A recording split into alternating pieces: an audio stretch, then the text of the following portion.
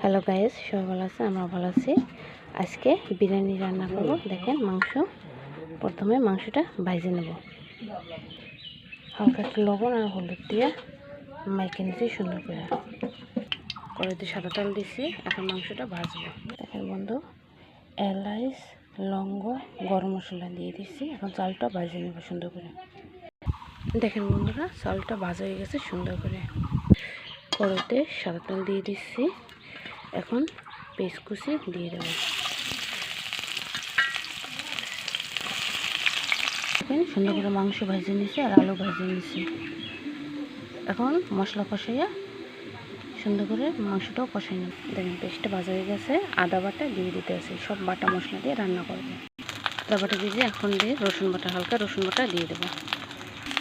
দেখেন রসুন বাটা দিয়ে দেখেন মশলা সুন্দরভাবে কষাই নিতে।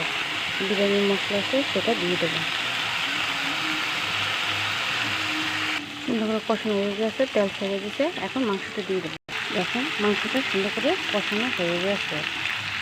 দেখেন পাতিলের ভিতর দিয়ে দিয়েছে, তেল দিয়ে দিয়েছে, সাদা তেল দিয়ে দিয়েছে। এখন ভেজে রাখা চালটা দিয়ে দেবো। দেখেন চাল আর মাংস দিয়ে দিলাম।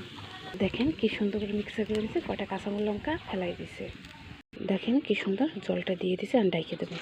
দেখেন আমার বিরিয়ানি রান্না হয়ে গেছে, কত সুন্দর হয়ে গেছে, ঝুরঝুরকে হয়ে গেছে। কেমন হয়েছে কমেন্ট করে জানেন।